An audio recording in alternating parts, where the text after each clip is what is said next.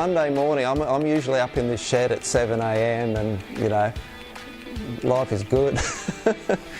No, it's been great. I mean, my enjoyment of my work life has just gone exponential. It really is, and it could end up harming me in that I spend so many hours because I find it hard to leave the shed, you know, and I do a long hours, and I sort of have to force myself to have Sundays, at least part of Sunday off, and yeah, it's just fun. You know, it's honestly, it's making an income and a living from something you enjoy is really something to work towards, I think.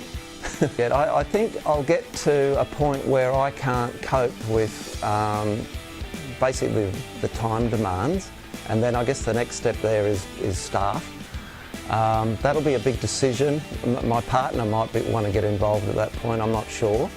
But, you know, this is early days. I'm still sort of, you know, building confidence that I can create a living from this. All projections are very encouraging at the moment, though.